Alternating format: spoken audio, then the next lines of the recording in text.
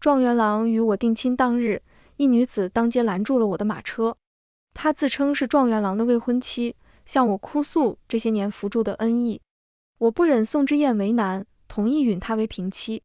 可她却在我成亲当日愤恨自缢，留下一封痛斥我已是逼人的遗书。多年后，状元郎成为天子重臣，给公主亲眼，反手就污蔑我与他人私通，栽赃我的家族谋反。祠堂前，宋之燕死死掐住我的脖子，神色狰狞。沈云章，这是你逼死之巧的报应。再睁眼，我回到宋之燕前来提亲的那日。这一次，我冲入正厅，跪在父母面前。父亲母亲，这门亲事，女儿不愿。大家好，欢迎收看皮皮听书。小姐，前厅传来消息，宋状元提了好些礼品来提亲了呢。我睁眼时，对上的便是贴身丫鬟居月欣喜的面庞。千夫所指的压抑与被扼住咽喉的窒息感消失不见，周围是相府特有的白玉连廊与满堂荷香。我立刻反应过来，我重生了，重生在宋之燕来相府提亲当日。这一日，父母会因着我喜欢宋之燕，答应她的提亲，而方知乔也会在今日拦我马车，痛斥我强抢她的丈夫。想到这里，我轻舒一口气，还好，一切都还来得及。两家还未定亲，未婚妻也还未出现，与宋之燕勾结害我全家的公主也还未露面。我匆忙起身，直奔前厅。刚一跨入正厅，我便见到坐在下手的宋之燕。她玉带束发，身着月白滚边长袍，恭敬有礼，一副谦谦君子之相。我就是被这副好皮囊欺骗，以为她是清高的读书人，与我是真心相爱。殊不知底下装的是一颗攀附权贵的蛇蝎心。一股恨意油然而生，我握紧拳头，收回目光，大步向前，不顾众人的惊异，跪在父母面前郑重磕头。父亲母亲，这门亲事，女儿不愿。母亲惊愕地打翻手中茶盏。云章，你可知你在说什么？坐在宋之燕身旁的淮安王妃眉头一拧，不悦地看向我。她是宋之燕为显重视特意请来保媒的，表面上是给足我面子，实际上是让皇家坐镇，让这门亲事板上钉钉。前世我在知晓宋之燕还有青梅竹马未婚妻的时候，是打算退婚的，可因着有淮安王妃保媒这一层，加上我确实喜欢宋之燕，便就此作罢。此刻我看都没看一眼旁边已经脸色发黑的宋之燕和淮安王妃，定住心神，眸色坚定。女儿从未如此清醒过，女儿不喜欢宋之燕，不愿意嫁她。父亲和母亲对视一眼，眼底是深深的忧虑。父亲开口斥责：胡闹！前日你还闹着非宋状元不嫁，今日又改了主意，你当婚姻大事是儿戏不成？我跪得笔直，语气恭敬，却斩钉截铁。之前所言乃是受人蛊惑，猪油蒙心，误把榆木当珍珠。如今女儿已清醒，还请父亲成全。这门亲事，一开始父母便是不同意的。父亲宦海沉浮多年，什么样的人没见过？他总觉得宋之燕小家子气并非良配，再加上宋之燕乃是寒门举子，而我家世代簪缨，门第不匹，可架不住我喜欢她，非她不嫁，便也只能硬着头皮应了。如今她虽然恼我临时改口，但心底还是开心的，只是当着外人还是要训斥我一顿。看来是我太过宠你，才让你如此肆意妄为。宋之燕一脸不可置信，想要拉着我问个清楚。云章，你……母亲赶紧出来打圆场，拉住正欲说话的淮安王妃。看来两个孩子之间有误会，不如定亲一事暂缓，后续再议。淮安王妃看这场面，知晓今日必定不成亲了，甩袖离开。宋之燕还想再说些什么，母亲却没给她机会。管家，送客。看着淮安王妃和宋之燕走远的背影，我才缓缓站起身，扑入父母怀中，放声痛哭。上一世他们因我而死，这一世我绝不会再重蹈覆辙。待我哭声稍歇，母亲才轻声问我：云章，可是出了什么事？我吸了吸鼻子，没敢将前世的所有都告诉父母，只捡了宋之燕其实有个未婚妻来说。母亲听完怒不可遏，没想到这宋之燕竟如此可恶，明明早已有婚约在身，还敢装作单身前来骗婚，如此戏耍我女儿，今日我非得去讨个说法不可。我忙拦住往外冲的母亲。母亲不可，宋之燕的未婚妻如今还未露面，你若去了她矢口否认，再被反咬一口，大家岂不会说我丞相府仗势欺人？不如我们将今日宋之燕前来提亲的事传出去，好让那女子也知晓宋之燕是个什么样的人。前世我与宋之燕定亲后，便将好消息传遍京中。没多久，就有一个千里寻夫的女子当街拦住我的马车，自称是宋之燕的未婚妻。她在大街上向我哭诉，求我给她一条生路，只愿能跟着宋之燕，哪怕是做妾。我当时满心都是宋之燕，怕此事影响她的官途和名声。在得知那女子变卖家产，每日换洗，也要筹钱助宋之燕读书后，更是怜之不易，忍下心中酸楚，同宋之燕商议娶她为平妻。我还记得那日她很高兴，拉着我不住感叹：云章，你真是世上最好的女子，此后我必当一心一意对你。我与方知巧间只有恩义，唯独你是我此生挚爱。父母知道后，强硬要求我退掉亲事，绝不受此羞辱。可我恋爱脑上头，一心只愿嫁给宋之燕，为此不惜和家人决裂。结果方知巧在我大婚当日愤恨自缢，留下一封痛斥我强抢人夫，以示逼人的遗书。宋之燕知晓后，神色淡淡的，只说方知巧没有享福的福气，让我不必介怀。可逼死原配的名声，自那天起就一直打在我的身上。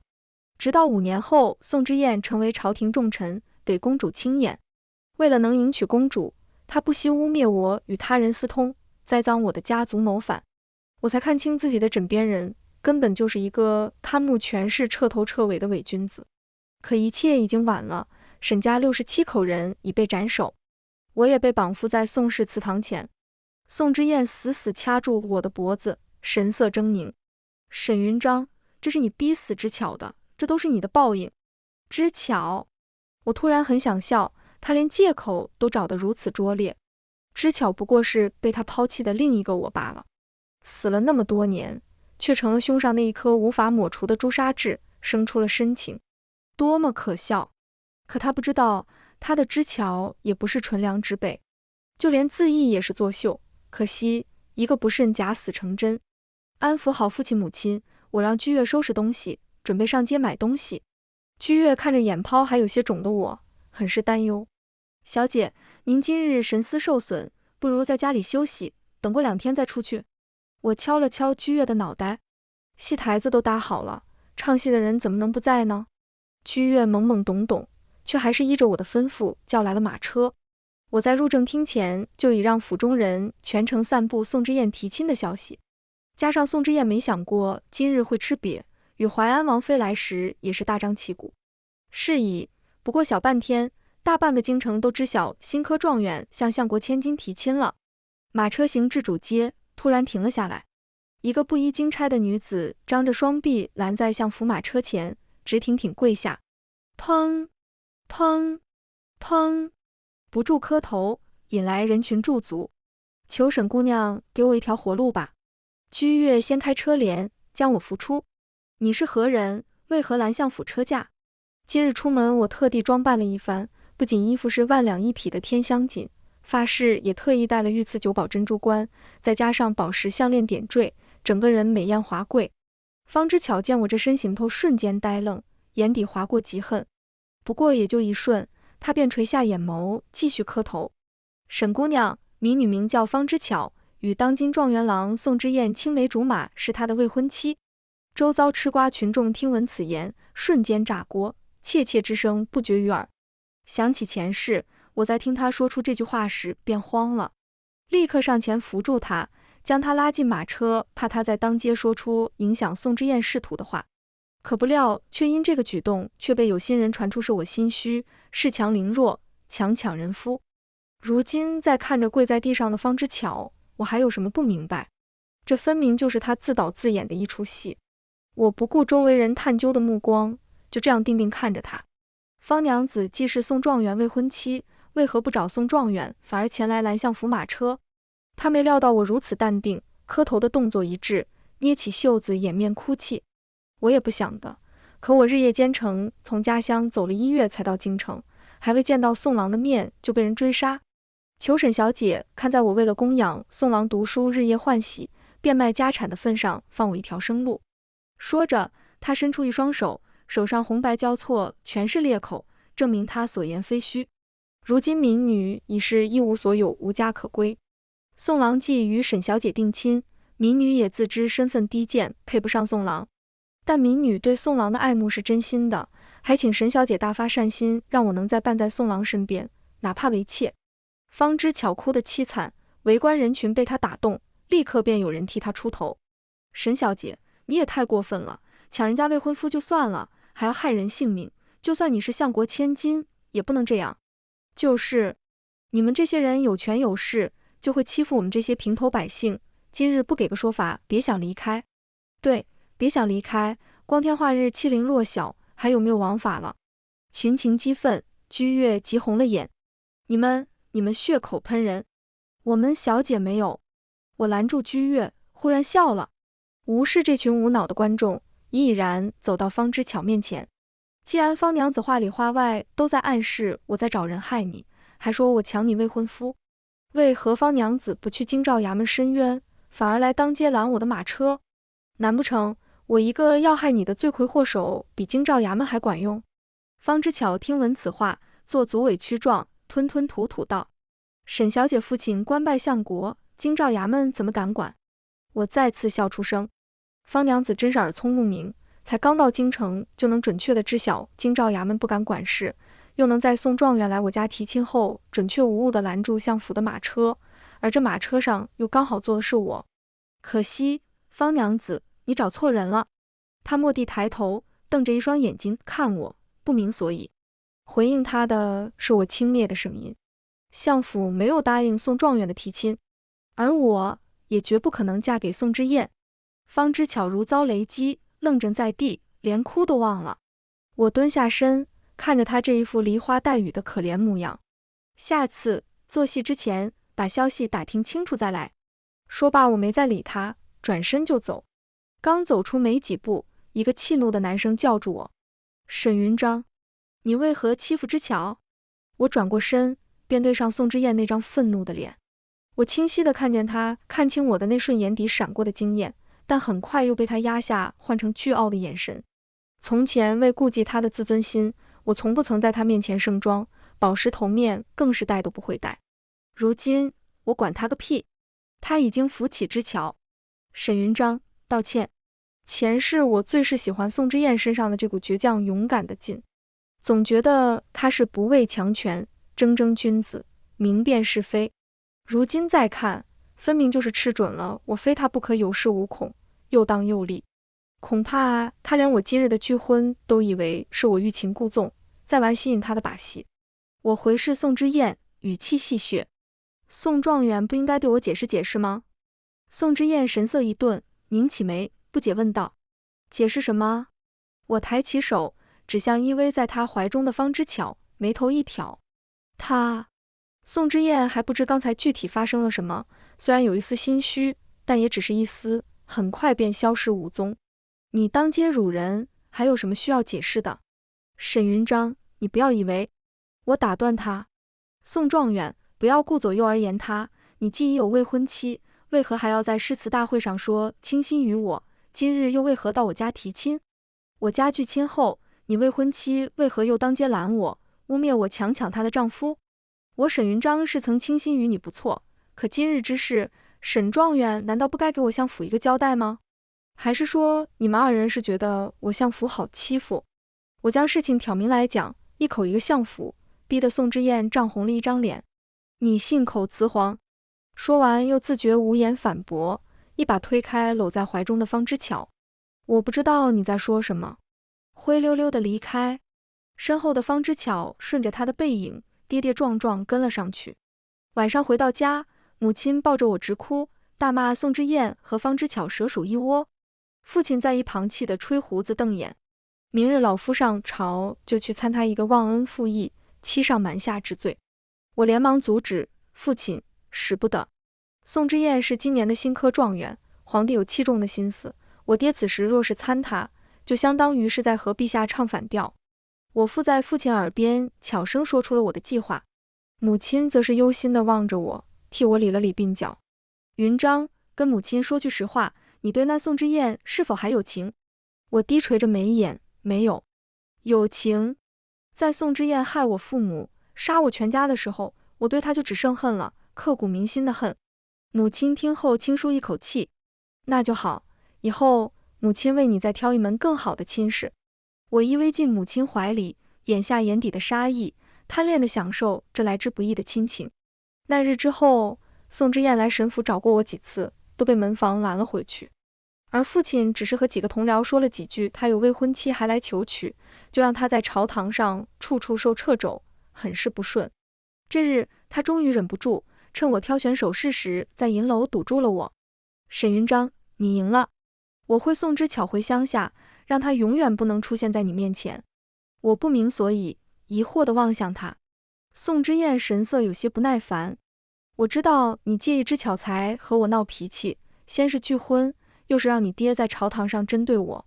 我现在退了一步，也会再去和相国提亲，给足你面子，你也莫要得寸进尺。我听得只想笑，上一世怎么没有发现他这么无赖呢？这才只是反击的第一步，他就如此耐不住。我放下手中挑选的饰品，平静地看向他。宋公子，我听不懂你在说什么，但方姑娘不远千里前来寻你，你这样做未免太狠心了些。宋之燕眉头紧皱，伸手要擒住我胳膊。沈云章，欲擒故纵也得有个限度。我后退一步，宋公子自重，我可背不起夺人所爱，强抢人夫，以示逼人的名声。宋之燕脸色难看，上前一步，正欲再说些什么，斜刺里一双手将我拉向一边。一个男生冷冷对道：宋状元可是听不懂人话，我未婚妻说她不想与你有牵扯。宋之燕看着我们交握在一起的手，嘴唇嗫嚅：你们。最后羞愤转身，逃也似的离开。刚刚出生的男子是端王季怀旭，当今天子最小的胞弟，也是我新挑选的夫婿。前世我对端王的印象并不深刻，只记得小时候在学堂见过几面，然后就是个大宴席匆匆一瞥，再后来就是和宋之燕婚后，听宋之燕讲过几次，端王好像很不喜欢他，朝堂之上对他总是针对。总结一下便是位高人帅，同一战线，刚好符合我今生的择婿条件。未来我的对手是公主，只有嫁入皇家才能更好的掰手腕。那日之后，宋之燕在未来找过我，开始频繁出入有待嫁女子的高官人家，看来是打算舍弃我，重新再找一个合适的姻亲。你看，纵使没有我，他也没有打算娶之巧。自始至终，我都是宋之燕和方之乔踩着向上攀登的阶梯，一个利用我的家族，一个啃食我的名声，两个贪慕荣华满心算计的人所死才好。于是开始启动排练好的第二步棋。不出2日的功夫，京中便流行起了一个换衣女千里寻夫的故事。故事中的女主角日夜操劳挣钱，供书生读书，直到书生高中状元。原以为这是个书生负心薄幸，另娶高门的俗气故事，可不料却是那女子千里寻夫后，书生为了她放弃高门千金，10里红妆迎娶换衣女。说书先生兴起时，还不忘夸赞当今状元郎。要说这宋状元，便如同故事中的主角一般，有情有义，知恩图报。不仅千里迢迢将未婚妻接入京中，还为此推拒掉相府亲事，当真是读书人的典范。我又雇了几十个说书先生在茶楼酒肆日夜宣扬。又过了几日，这个故事便在京城风靡，成为家家户户的谈资，很快便上达天听。朝堂上，天子当着群臣夸赞宋之燕，宋卿不愧是重情重义的谦谦君子，届时大婚这杯喜酒阵可不能错过。前世他靠着与相府的姻亲关系，在朝堂站稳脚跟，顺风顺水，而今生我彻底绝了宋之燕依靠姻亲的路，看他往后还如何蹦跶。民间的大量舆论加上天子赞誉，宋之燕果然如预想一般迎娶了方之乔。楼下的迎亲队伍吹吹打打，好不热闹，我不禁探出头看，却惹恼了身边人。蓦地，一柄扇子敲在我额头，季怀旭清朗的声音响起：怎么着，后悔了？我收回目光，佯作嗔怒。怀王倒是闲得慌，这等飞醋也吃。这段时间，我与季怀旭相处得极好。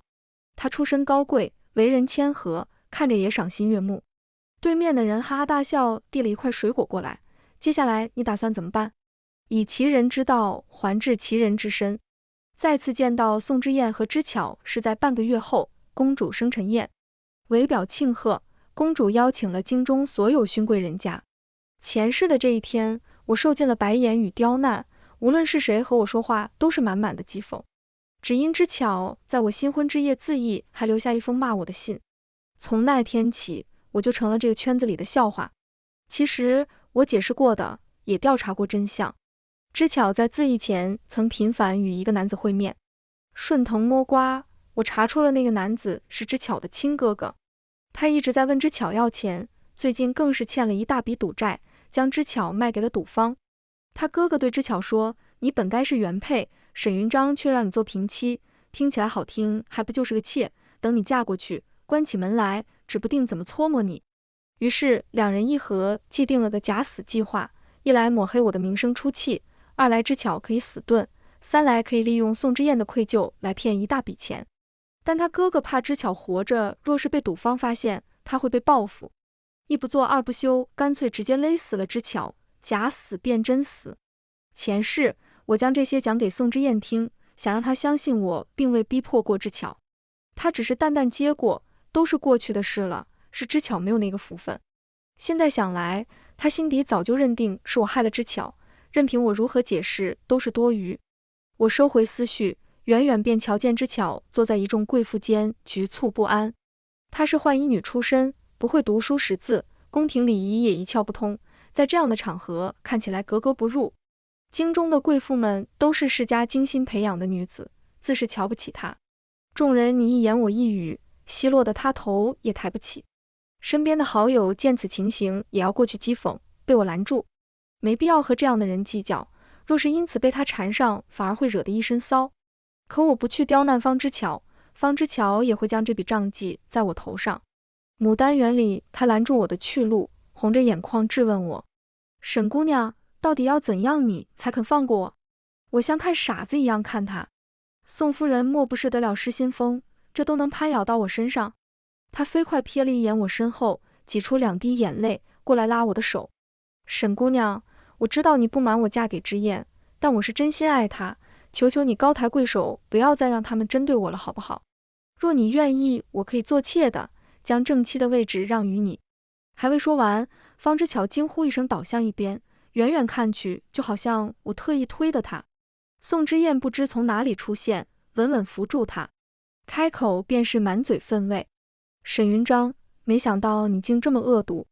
知巧没有得罪过你，你却一而再再而三地与他为难，先是当街逼他下跪，现在又拉拢其他人辱骂排挤他，我真是看错你了。”此刻他看我的眼神充满嫌恶，亏我之前还以为你是大家闺秀知书达理，现在真是让我恶心。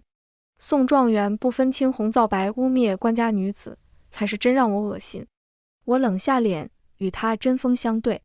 我堂堂相国千金，未来的端王妃，岂会将一个小小的6品翰林院修撰之妻看在眼里？还故意刁难，你们未免也太看得起自己了吧？宋之燕被戳中痛处，恼怒地瞪着我：“沈云章，你做这些不就是想引起我的注意吗？我告诉你。”宋状元还是一如既往听不懂人话。不等他说完，季怀旭出声打断，人已经走到我身边：“本王的未婚妻，岂是你可以随意指责的？”宋之燕看着突然出现的端王，不情不愿收了声，只能咽下这口气，恼恨地剜我一眼，带着知巧离去。两人离开没多久，公主就走了过来。她问季怀旭：“皇叔，刚刚过去的是何人？”我心念一动，原来公主在这么早就已经看上宋之燕了。回殿下，是新科状元宋之燕与宋夫人。我答道。公主得了答案很满意，目光转向我：“你便是皇叔的未婚妻了吧？果真生的标致。”我面带笑容，从容应答，却在袖子遮住的地方，指甲早已掐进肉里。安宁公主，前世害我家破人亡的罪魁祸首。接下来的2个月，发生了好多事。先是方知巧的哥哥被一群的痞捆着找上门，要求宋之燕帮他偿还赌债，否则就要将方知巧绑走。再是方知巧去参加国公府的宴会时送错礼，被国公夫人赶出国公府。一时间，前段时间还春风得意的状元郎，因为内宅之事，成为全京城笑柄。更有宋府的小厮传出流言，说方知巧并没有表面看着淳朴，他在宅子里作威作福，为了买首饰就克扣下人银钱，动辄打骂，惹得底下的人苦不堪言。居月前来禀报时，我并不诧异。那宋之燕呢？我问。听说被皇上斥责了，而且我发现他这段时间下朝就往公主府跑，估计是……居月没有说完，我已明白他的意思。他急了，迫切的要和公主一起。果然，没过几天，京郊就多了一具不成人形的尸体，而千里寻夫的方知巧也病倒，开始缠绵病榻。果然是公主出手，够狠。紧接着，宋之燕的仕途开始变得顺畅，官职也连升3级。再次相遇宋之燕是国宴之后，我端坐正殿奏琴一曲，伎经4座。觥筹交错间，他似乎有些醉了，非要向我敬酒。沈云章，没想到你竟有如此才情，当初为什么不给我说你琴弹得这样好？我默默翻了个白眼。沈大人，琴棋书画只是基本功，算不得什么。你刚刚的琴声如此哀怨，是不是在恨我没有娶你？其实云章，我立刻打断他，沈大人现在是晚上，就别做白日梦了。说完我没再管他，拂袖而去。对面是公主凌厉的视线，她死死盯着我，若有所思。公主的警告来得很快，不过是在国宴上与宋之燕说了几句话，她便以请教为由，日日请我去公主府弹琴，一弹就是1个下午。好在我定了一门好亲事，没弹几个下午，季怀旭就将我接了出去。若非我坚持，恐怕第1日他就要来接我。我开始密切地盯着宋之燕的动向，行动也丝毫不含糊。公主不是喜欢宋之燕吗？那我就送她一份不能拒绝的大礼。又过了2月，宋之燕官职又升了1级，而她去公主的府邸也变得更加频繁，留宿时间也更长。很快，我便得到了想要的消息，公主怀孕了。前世也是公主怀孕，宋之燕才迫不及待要处理掉我。今生时间提前了这么多，阻碍又小，宋之燕应该能如愿迎娶公主吧。这样想着，院子里突然来了个不速之客。方知巧见到我便跪下磕头：“沈姑娘，你放过我吧，我真的知道错了，再也不会和你抢夫君了。”两世为人，我第一次听到知巧真心认错，不禁有些唏嘘。我低头看向他，他变了，短短几个月时间，他就被药物折磨得只剩皮包骨。宋之燕也是狠心，为了维持他生病的模样，竟然日日灌他汤药。沈姑娘，我会自请下堂，将宋夫人的位置留给你，只求你饶我一命。说着，他继续把头磕得砰砰响。我蹲下身，看着方知巧，不带一丝感情。你求错人了，害你这样的人并不是我。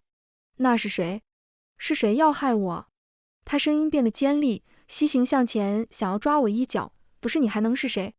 沈云章，你个毒妇，你敢做不敢认。我站起身，居高临下俯视他。宋夫人，这个问题你还是回去问问你的夫君吧，问问他打算多久娶公主。他瞳孔瞬间瞪大，满脸不可置信，尖声问道：怎么会是公主？公主最是心狠手辣了，怎么会是她？见我没了耐心，居月喝道：宋夫人犯失心疯了，来人，撵出去。方知巧被逐出府，跌跌撞撞离开了。她活不长了。只是我很好奇，她知道了真相，接下来会怎么做？方知巧果然没有让我失望，在确定了宋之燕和公主的关系后，彻底疯魔了。为了活命，他再次逃出宋府，跑到大街上，高声宣扬宋之燕为了娶公主，要害死他。宋之燕找到他后，他也不肯回去，还是叫来了好几个家丁，才强硬绑了回去。可流言已经传了大半条街，止都止不住。最后还是公主花了好些银子，才把这个事平息下去。这个小插曲并未让宋之燕的计划受影响，反而助长了他娶公主的决心。他对外宣称方知巧疯了，借着这个机会将她贬为妾室。而公主也在同时去找了皇后，提出要下嫁给宋之燕，被皇后当场拒绝，理由是宋之燕门第太低且又已娶妻，公主不依不饶。那个换衣女已经疯了，宋之燕把她贬为了妾室。够了，安宁，这些年是我对你太过纵容，此事休要再提。公主没有得到想要的答案，气冲冲回到了公主府。晚上，季怀旭将今日宫中发生的事传信给了我，附赠一句万事俱备。看完信后，我披好了外衣去找父亲。已是隆冬时节，屋外滴水成冰，云层压得极低，花瓣大小的雪花纷纷扬扬，笼罩了整个庭院。我伸手接住一片，很快便融化在掌心。下完这场雪，明日应当是个晴天。今日朝堂上发生了一件大事，沈相国重提了10年前临渊侯府上公主虐待清河公主的旧事，提议为保证公主的幸福，驸马便不能再做官。此言一出，朝堂瞬间沸腾。若是驸马不能为官，以后有志之士还有谁还敢上公主？宋之燕第一个反对。有人回怼，驸马本就该一心一意侍奉公主，难不成要像当年的侯府一样，借着公主的事平步青云，关起门来再虐待公主吗？当年的侯府只是个例，我朝那么多人上公主，难道个个都在虐待公主？宋之燕力争，此条例若是推行，以后公主难嫁，岂非误人终身？公主乃天界贵女，岂会难嫁？又有谁敢不娶？就算不能做官，成为驸马也是一辈子锦衣玉食。若是公主所嫁之人有栋梁之才，以后不能为官，便是朝堂损失。两帮人吵得不可开交，皇帝看得头疼。他还不知道昨日公主向皇后提出过下嫁的要求，只是隐约觉着宋之燕的反应是有点过激了。见着一直在旁边看戏的季怀旭问道：端王觉得如何？季怀旭走到正中，看着宋之燕似笑非笑。宋大人这么怕驸马不能为官，难道前日的流言是真？宋大人真得了安宁公主青睐？宋之燕心中一慌，无稽流言自然不是真的。那就好。季怀旭给了他一个意味深长的眼神，对皇帝道：陛下，臣觉得鱼与熊掌不可兼得，天劫威严不可冒犯。既然要上公主，便要保证公主终身幸福。人心难测，若是再出一个临渊侯府，以后人人都会将上公主当作向上攀爬的阶梯，便不会对公主真心。皇帝听完若有所思。宋之燕还想再说些什么，正欲开口，龙椅上的人大手一挥：准！自今日起，驸马不能为官。宋之燕身形晃了晃，只觉得天旋地转。事情还远没有结束。这边厢刚确定驸马不能为官，安宁公主就闯入大殿：父皇，儿臣心悦宋大人，求父皇成全。满堂哗然，一众老臣面面相觑，小声交谈。宋大人？哪个宋大人？这朝堂上还有哪个姓宋的未曾婚娶？只有宋之燕想找个地洞钻进去。皇帝面色沉沉，看向安宁公主：安宁，你说的是哪个宋大人？安宁公主一指：是翰林院侍读学士宋之燕，而臣心悦他。一瞬间，所有人的目光都聚焦在宋之燕身上，联想到他刚刚因为上公主能否做官一事据理力争，都面露鄙夷。宋之燕连忙给安宁使颜色，对着皇帝跪下叩头：陛下，微臣不知道公主在说什么。公主变了脸色，大步走到他面前：宋之燕，你要变卦吗？不是说好要娶我的吗？被这么多双眼睛看着，宋之燕有苦难言，轻轻拉了拉安宁公主的裙摆。只见公主不再管宋之燕，径直跪下：父皇，儿臣已经怀了宋之燕的孩子，求父皇赐婚。一个是未婚先孕，一个是有妇之夫，直面皇家丑闻，看戏的大臣们一整个都麻了。当了这么多年官，这么抓马的场面还是第一次见。最后皇帝震怒，这场闹剧以公主赐婚宋之燕结束。宋之燕失魂落魄下了朝，浑浑噩噩走着。季怀旭走上前：恭喜啊，宋驸马得偿所愿。宋之燕面如死灰，一脚跌倒，不省人事。季怀旭来时，我正在院子喝茶。云章，你真是料事如神。昨日我按你的点子找了2个宫女在安宁面前嚼舌根，今天他就跑来朝堂上闹了。我将沏好的茶推至他面前，还不是你这个端王有能耐，否则这件事办不了那么顺利。他抿了一口茶，这宋之燕还真不是个东西，你当初要是答应嫁他，后果不堪设想。我睨了他一眼，没有说话。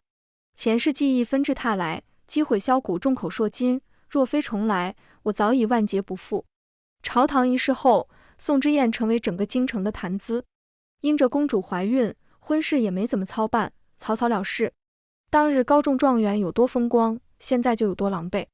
他走到哪里都被人戳着脊梁骨指指点点，彻底抬不起头。说来也好笑，他都已经娶了2次，我都还没嫁。日子就这样过着，没多久公主就有些厌倦了宋之燕。当初宋之燕和公主在一起，抱着能获得权势地位的心思，自然处处周到万般讨好。如今梦碎，再看公主就是一个整日将她当奴才使唤的恶妇。公主也很快察觉了她的变化，既然不听话，那就打到她听话，不懂事就罚到她懂事，反正有的是办法。到后来，公主府养的面首和下人都能随意践踏她。于是宋之燕病了，这一病便是好几个月。就在我巴不得她就这样病死时，她找到了我。彼时她眼眶凹陷，手臂上布满青紫交错的鞭痕。云章，我做了一个梦，梦里你才是我的妻子。我心头一跳，他也想起前世了。驸马爷怕是得了癔症，你想死就自尽，别连累我。你是不是也知道那个梦？他拦住我的去路。云章，你早就知道了对不对？所以才不同意我的提亲。我拉开与他的距离，毫不掩饰眼中恨意。是，我早就知道了，满意了吗？宋之燕，我曾一心一意对你，你却害我家破人亡，我早就恨透了你。他怔怔望着我，2行泪流下。云章，我那时是被公主逼的，我以为知巧真是你害死的。够了，宋之燕！我喝道，收起你这副假惺惺的嘴脸吧，我看一眼都觉得恶心。你分明就是自私自利，贪慕权势，少往自己脸上贴金。你嫌弃知巧粗俗，就另攀高枝，娶了公主当不了官，又后悔当初没和我定亲。你这样的人，贪慕虚荣，杀妻求荣，负心薄幸，不仁不义，连猪狗都不如。他被我的话刺痛，还想狡辩。沈云章，人往高处走，我不过是为自己搏一个前程，更何况前世我也没有娶公主。呵，你娶没娶公主与我何干？你的前程不能靠自己能力去挣吗？非要踩着别人的尸骨才可以？宋之燕，我给过你机会，你和方知巧若是安安心心过日子，我是不会针对你们的。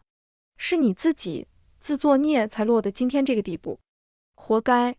说完，我推开他，径直离开。7月初7是我大婚的日子，临上花轿时，父母亲抱着我哭红了眼，万分不舍。倒是居月懂事，老爷夫人别忧心，小姐嫁的良人会幸福一生。记忆开始模糊，前世出嫁时，母亲也是这样抱着我痛哭，但那时更是忧心我以后的处境。这还没进门，就有了平妻，以后你可如何是好？居月也哭，赌咒发誓会一辈子好好照顾我。结果父母亲被冤，居月被活活打死。我回报住母亲，居月说的对，王爷封地也不远，以后父亲母亲若是想我，我回来便是。王爷娶亲，相国嫁女，是今日京城最热闹的事。安宁公主也来观礼，宴席上有人提起，听说当初这沈姑娘差点嫁了宋之燕，可不是吗？若是嫁过去，指不定就是和原配一样的结局。嘘，小心被公主听到。安宁知道后黑了脸，当晚回去便拎出宋之燕羞辱一顿，抽了好几鞭子。宋之燕如今被折磨得不像人样，眼见翻身无望，安宁还如此折辱，恶向胆边生，抢过安宁的鞭子，死死勒住她的脖子。贱人，都是你害了我一生。等安宁断了气，她才惊觉自己干了什么，不禁痛哭出声，一头撞在墙上，了结了一生。听闻这个消息时，我和季怀旭正在进宫奉茶的路上。季怀旭略有不满，真是晦气，非要挑这一天。我握住他的手，温柔笑道：管他人作甚，咱们俩把日子过好比什么都好。昨日种种，譬如昨日死，今日种种，譬如今日生。往事暗沉不可追，来日之路光明灿烂。全文完。皮皮听书，感谢您的观看。每天上新精彩小说，喜欢就订阅吧。